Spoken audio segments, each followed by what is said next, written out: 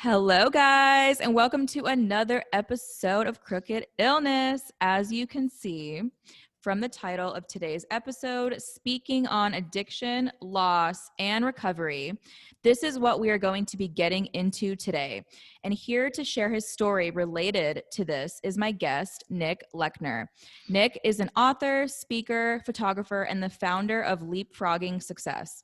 Leapfrogging Success is a business that aims to help anxious, analytical introverts become confident and powerful speakers.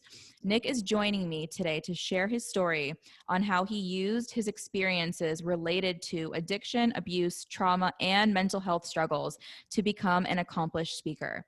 So without further ado, welcome Nick to the podcast. Hey, thank you very much, Paris. It's a pleasure to be here today. Yes, I'm so excited to have you on and share your story related to this because this is a topic that I love talking about and I loved your story. So, if you could tell me and tell us about your story. Sure. So I guess I'm not really sure where to start with it, but if you want to go way, way back, um, Yeah. it happened as far as a mental health standpoint. Mhm. Growing up with an alcoholic father is kind of basically where it started. I mean, I can remember, very adverse childhood happenings and things that have gone on since I was very young. And growing up with a person who has a lot of hangups, a lot of mental challenges, mental health challenges, mental illness, has abuse issues. You have that family Mhm. cycle that is very hard to break, and that was in the case with me and my siblings and my family, Mm. where and pardon the interruptions, but my little daughter, will be coming in and out of the office. Um, Oh. and that's just kind of the way it is with working during a pandemic. And Yeah, of course. No, I totally and understand. Yeah. okay, so you might Oh. see a door open and a little head going Yeah, back and I forth, do. sometimes talking to me. Aw. Yeah, very nice. She's showing me her purple sweatshirt today. So, Aw. I saw a but little head walk in and go yes, around the corner. I'm just like, yep. hi.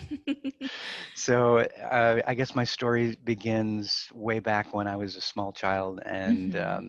a lot of nasty things have happened in the wake of that. But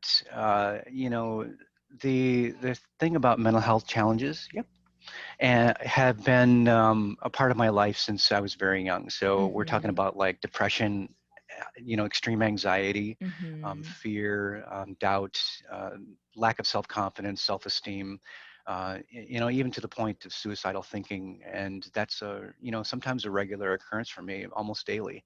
And it Hmm. is a very hard thing to go through. Mental health carries a very heavy stigma still. And Hmm. it's very hard for people to understand who don't have those challenges. And Yeah. I struggle through it sometimes almost every day.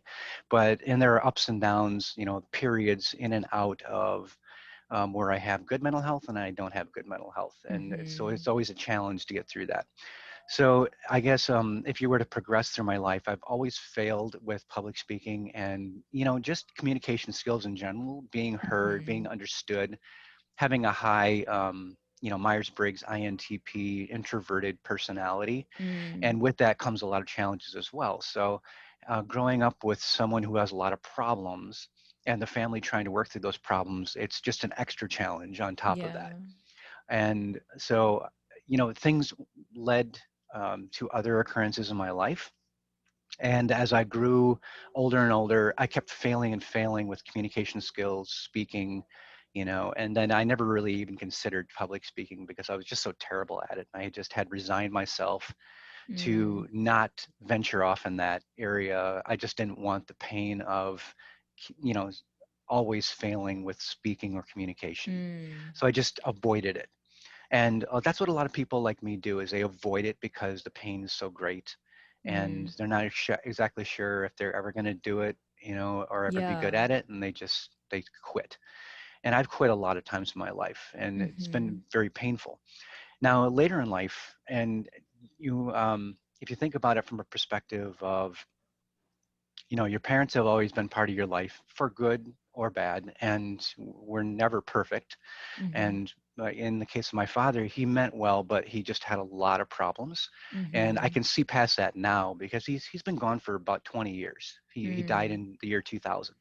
And it wasn't until 2015 where my mother died, where I just felt so alone because both my parents were gone. Yeah. And I felt like I was very disconnected from the world. I had to be in charge of my own family, but not have those other family, extended family connections. Mm. And it really broke me. Mm-hmm. And I just decided at that point in 2015, when my mother died, I wanted to make a change, a very, very big change in my life, and Mm. say, this is who I was in the past. I want to change that part about my life where I was always afraid of speaking and communicating, and go out of my comfort zone and talk about my life experiences in order to help others in the mental health community. So I Mm. decided in 2015 that I was going to make that leap, joined Toastmasters, and became a lot better at public speaking. And it was Yeah. very painful starting out, but I did it. I actually have spoken to mental health groups in healthcare centers, addiction centers, and the public at large in a lot of different settings. And Yeah, if I you want to, remember I remember you told me about Toastmasters. So, can you talk a little bit about Toastmasters and like what did that do for you and how did that help you when you joined Toastmasters? right, so Toastmasters is an organization that really fosters supportive environments to Mhm. be able to get past your fear. Most people in Toastmasters have lots of hidden problems, or like me, where I had a lot of mental health issues that I had to work through and that were very difficult for me to communicate. Mhm. And when you finally address those sorts of things, you don't have to tell them exactly what's wrong with you, but they know that there's a lot of underlying stuff with everybody. It could be Mhm. you have a problem with stuttering all your life, or you've had, like me, mental health issues where you have anxiety and depression and things like that that stop you Mhm. from being who you want to be. And they whatever the reasons are, they're supportive, and they allow you to be in a safe space where Mm.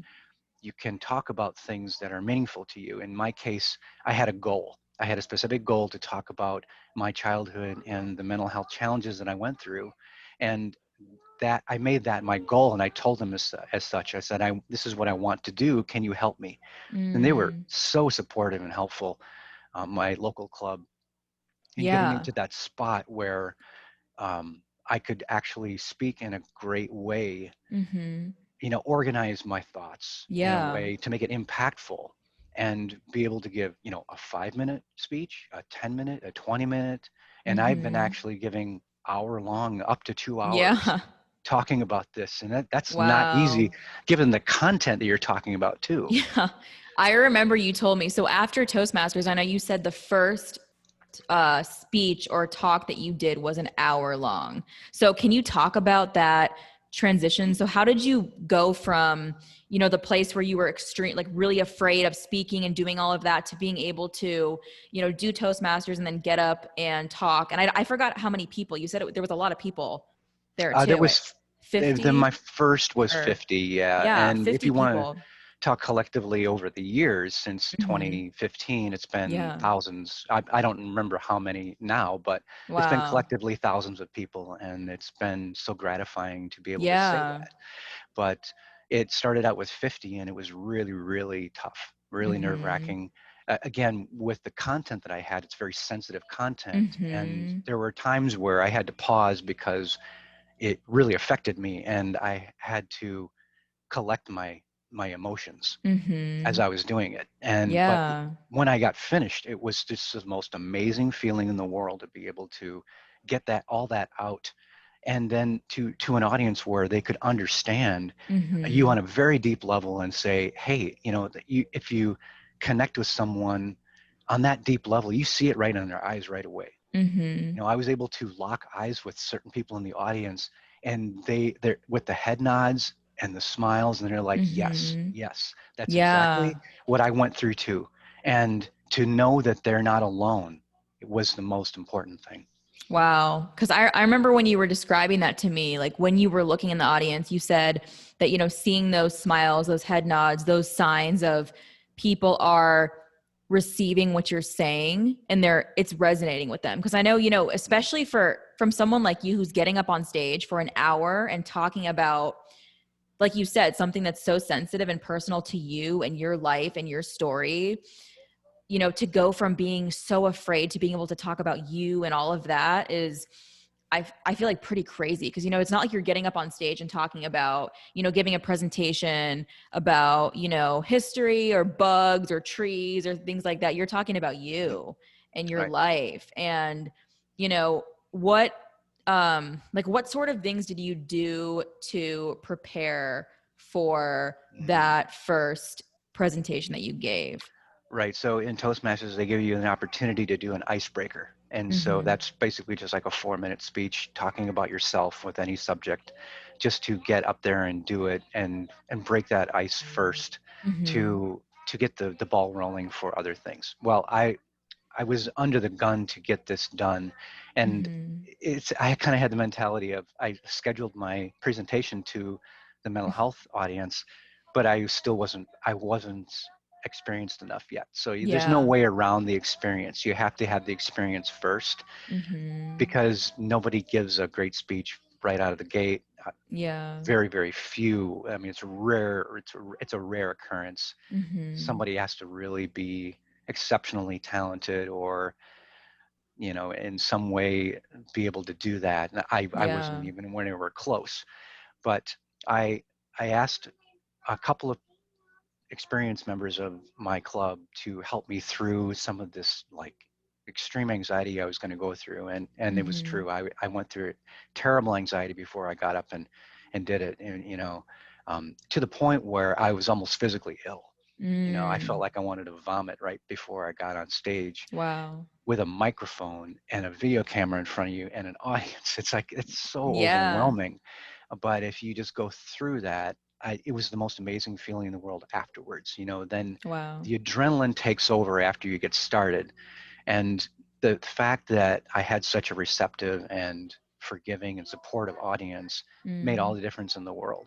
That's the thing, is you got to break the ice somehow. You have to make that leap forward, no Mm. matter what. If this is your goal, you have to go through with it. And believe Yeah. me, I tried to talk myself out of it inside my head a Wow. thousand times before I did it. I was like, am Yeah. I doing the right thing? Can I actually survive this?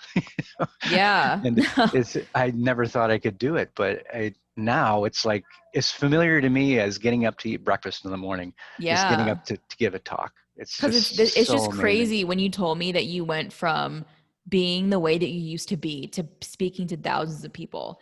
And, I really want to hear. So can you tell me about Leapfrogging Success? Tell me what it is. Tell me what inspired you to start it. I really want to hear about that. Sure. So that spawned about the same time or soon after that I started Toastmasters, and I identified a certain demographic in the population, like Mm-hmm. myself, which is like, as I mentioned before, the Myers-Briggs type indicator, INTP personality. It's introverted, Mm-hmm. intuitive, thinking, perceptive people, and sometimes crossing over to the J, INTJ, which is introverted, intuitive, thinking, judging people. Mm. So perceptive and judging kind of teetering between the two. Mm-hmm. Regardless of that, it's about high introversion, and it's about Mm. intuitive thinking and a deep thinking person. So Mm. highly analytical, highly technical, has a lot of trouble translating their messages over to populations and audiences and breaking it down in simple terms. So it's Mm-hmm. something that I and people like me struggle with a lot. So Mm. I identified this demographic in this three-part, I call the anxious analytical introvert. Mm-hmm. And it was such a highly underserved population because I worked with these types of people for over 25 years in my industry. I've Mm-hmm. been in information technology, and I've watched programmers, developers, engineers, types, very highly pragmatic, deep Mm-hmm. thinkers, and highly technical analytical people fail again over and over again translating or giving their messages in Mm. presentations. And I thought, hey, this is a great audience that I really need to tap into, because they need it. Mm-hmm. They don't know that they need it. Mm-hmm. And I didn't know until I actually identified it too. So Mm-hmm. then that's where Leapfrogging Success came around. And the reason why, people always ask me, why the frog? Why the frog, Nick? And I, and it was a two-part thing. So if you want to hear the history of why Leapfrogging Success. So Mm-hmm. the success part is self-explanatory. I want people to succeed doing this. But Mm-hmm. leapfrogging was a business term that I learned in college a long time ago in the early 90s when I was in college. And it meant really just innovation in organizational management or economics or business. So it's Okay. making small leaps in moving forward in a certain market or space, making small steps or leaps. And Mm. then when the time is right, you take those small steps and leaps and you make a large giant leap Wow. into an innovative space. So you are like pioneering some sort of innovation and you're driving it Mm-hmm. forward. You make little small leaps and you kind of piggyback off of what you've already learned, and then you make Mm. that giant leap, and they call it leapfrogging. It's an actual business term. And I Yeah. thought, this is Mm-hmm. perfect, but I'm going to adapt it for speaking and presentations. And Mm. then the only reason why I chose leapfrogging is because a frog is, I think, to me, um, one of the most anthropomorphic, great examples of someone who's an introvert. When you think of Mm. a frog, it's not a thing or an animal or anything, a live thing that actually is predatory or it doesn't attack anything. It Mm-hmm. waits in the weeds and it makes little hops here and there, and it's so under the radar, you know? And Mm-hmm. then when it Yeah. sees something it wants, it shoots out its tongue and it grabs it, you know? Yeah. And it's predatory in that kind of way, but it waits for its moment, you know? Mm-hmm. That's what Yeah. attracted me to the frog and why INTPs or highly introverted or highly analytical, technical, logical people are Mm. they're kind of like frogs, you know? Yeah. They wait for their moment and they're not in the spotlight or the limelight or anything like that. Mm-hmm. They wait for the moment and they attack when the time is right. So Yeah. between those two concepts, I adapted it and made it my business name. Wow. And I love that comparison because, when I first heard that term when I met you, I don't know, I wanted you to explain it because I felt like it, the way you describe leapfrogging, when you're just sitting there thinking about it, I feel like when you hear the word leapfrogging success, you think of making a jump, right? You're making a jump somehow, and I like how you said, how you described doing that small in the beginning and then making that huge jump. And that kind of relates to a lot of what you've done, going from not speaking to anybody, not wanting to speak, being really anxious and afraid of that, and then starting out like you did with Toastmasters, starting out doing that, and then you took that big jump when you signed up with that, the hour long presentation in front of 50 people, and then it kind of sounds like ever since then you've just been continuing and doing even more and more and more, and that's how you ended up getting to speaking in front of thousands of people, is really doing that leapfrogging method. So mm-hmm. yeah, I mean, I really like the way you described that and compared that to what you're doing with the business, and and then relating that to a frog, because Mm-hmm. I've never really thought about you know how a frog is, but when you actually put that in my mind and like when you just described that to me, I was like, wow, that is a great comparison to what you went through and what you did and what you're now teaching other people who are also introverts and also more analytical and also more used to thinking a certain pragmatic type of way, and you're helping them really put their thoughts out there and express that to an audience, because I think that is extremely necessary, and people like that really want to learn that, but they don't know how to. Maybe they don't feel comfortable, maybe they don't know how to go about it, maybe there's a lot of different things, but I Right. like the way that you broke that down, because it makes a lot of sense and it's really easy to relate to that. So one thing I also really want to ask you is if you could share the thing that was the most helpful to you in your journey so far with speaking, what would that one thing be? Sure. So for me, I have a really high extreme anxiety right before I get up and talk, Mm-hmm. and that's never going to go away. I realize that, but it becomes less and less. And there's a great expression in Toastmasters saying, you know how you say you have butterflies in your stomach when you're Mm-hmm. nervous or you're upset or that you are highly anxious, you get nauseous, and it's called butterflies in your stomach. One expression that Toastmasters lent to me was that you're always going to have butterflies before you get up and speak. It's just a Mm-hmm. normal part of speaking because it's just an unnatural act altogether. It's not Mm-hmm. something that we as the human species knows how to do well. It's only with Mm-hmm. training and experience and time that it can become better.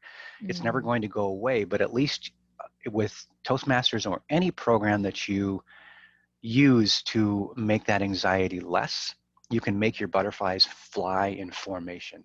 And that Oh, was a quote that wow. always stuck with me. Is you're never going to have the butterflies go away, but you can make them fly in formation.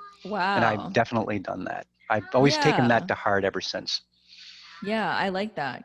Kind of, obviously that because that does make sense when you think about it. Even for someone like me who's not getting up and speaking on Right. stages and doing things like that, like I relate to you a lot because I used to hate public speaking. I never wanted to do it. I never Hmm. really, I would completely try to avoid it. Like you mentioned in the beginning, I just never wanted to deal with it at all.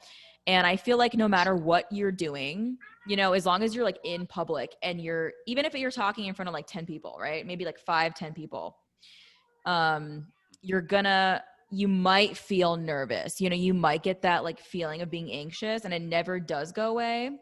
And I like how you know, related that to the thing with the butterflies because it's not gonna ever gonna go away. You're always gonna feel on some level. And I like how you also described to me when I talked to you before about the aspect of adrenaline. Like when adrenaline, like when you get up there and you start talking and you start doing your speech and things like that, the feeling of being anxious and nervous and having all those fears, that kind of transitions into this feeling of adrenaline. So can you talk about like what does that adrenaline do for you Right. when you're speaking in front of Okay, people? so yeah, it's kind of a weird chemical mix. But can you excuse me for 1 minute? I'm just going to Yeah. take care of Yeah, something of my daughter course. needs. Okay, Yeah, no hold on one problem. second. Okay. Yeah.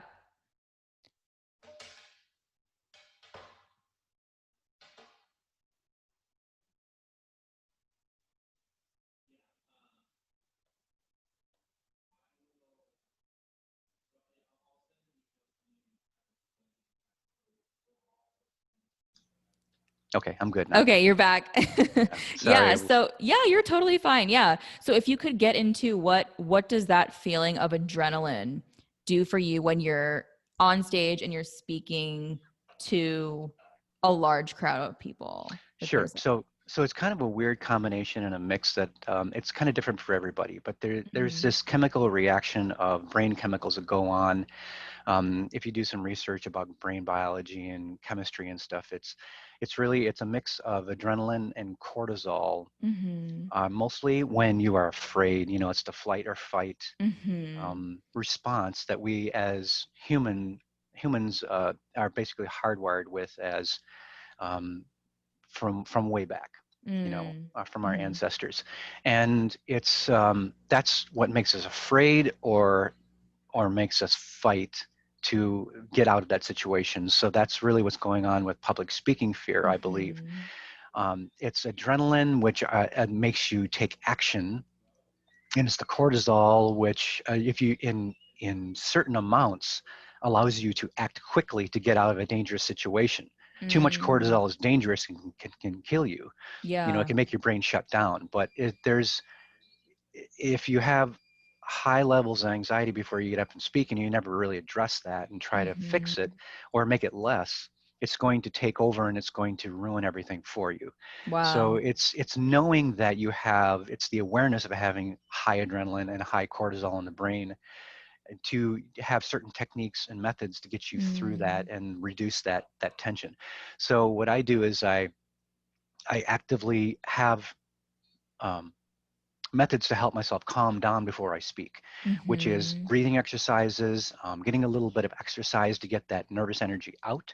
And so if you're huffing and puffing and you got your muscles working and your cardio going, it actually helps a great deal. It doesn't tire you out. Mm. It actually charges you up and reduces that cortisol level and reduces your adrenaline to the point where you can use it in your advantage, to your advantage, and in a Mm. way that helps you get past that.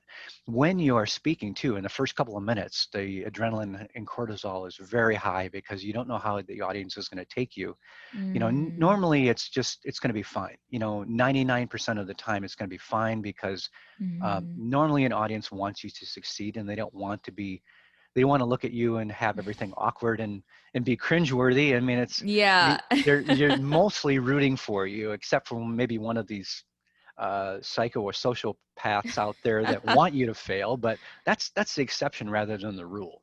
Yeah. Mostly they want you to succeed, but it's you have to talk yourself out of that fear and that anxiety, Mm-hmm. because it's a natural part of speaking. It's doing something that you're afraid of and out of your comfort Yeah. zone.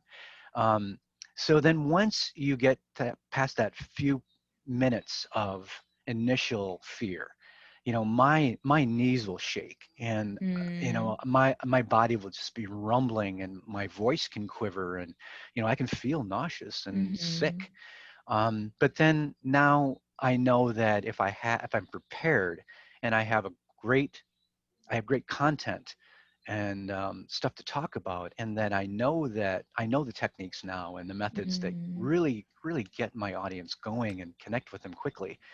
That's part of it. It's very high preparation, um, and then making sure that your content works because from Mm-hmm. experience in the past that it has worked and it will work again. Wow. Yep, and Yeah. it's knowing that your other brain chemicals will take over. Like endorphins is something that marathon runners go through. They have Mm. a high pain tolerance because they know that endorphins eventually kick in if your body is going into overdrive, Mm. and you're challenging yourself outside your comfort zone to a large Yeah. degree. Your endorphins will come in and they'll take over, and they're natural pain relievers. Not only Mm. that, but you have to look at serotonin as well, which is Mm-hmm. like serotonin helps you feel better. Mm-hmm. And then also there's a little bit of oxytocin in there, which is like they call it the cuddle chemical, or Mm-hmm. the proximity or the closeness chemical. You can actually have that with your audience as well. When you're connecting with Mm. them on a deep level, oxytocin takes over and it connects you to your audience, makes you feel better as well. Wow. So it's all these, like this chemical soup of things in your brain that Mm. if you get the right combination of them working, you can make it work to your advantage highly. So Wow. Yeah. No, I think yeah, I mean I agree with you 100% on everything that you just said, and I think you've offered so many good tips to people who, maybe want to learn more about public speaking, maybe want to, maybe they have some kind of event or online event since, we can't there's not really in-person things right now obviously with what's going mhm, on. Maybe they're having something coming up where they want to, hear, what did you do to overcome your struggles? What did you do to get from that place of where you were to how you are now? And I think you've offered a mhm. lot of that. And, I'm really thankful that you were able to do this and, come on and share a little bit about your story and about leapfrogging success and talk about, the transition of how you went from being very anxious and very afraid of public speaking to now a place where you're comfortable with it, you're confident, you've done it in front of thousands of people. And now to also where you're helping other people like yourself also get to that place. So I just wanted to say thank you for coming on and talking with me today and sharing your story with me. Thank you very much, Paris. It's been a pleasure to be here today, and I appreciate you so much being willing to talk with me. And I love your show, and you have such great topics that you're talking about with other people too. So I'm just Oh, really happy and glad to contribute to that. oh, thank you so much. I love hearing that. And it was great meeting you. Well, I haven't met you in person, but it was great meeting you virtually. And I cannot wait to put this episode out. And I Great. hope you have a great rest of your day. And everyone listening, have a great rest of your day as well. All right. Bye, Nick. Bye, Paris. Thank you very much. Bye. Yes. Bye.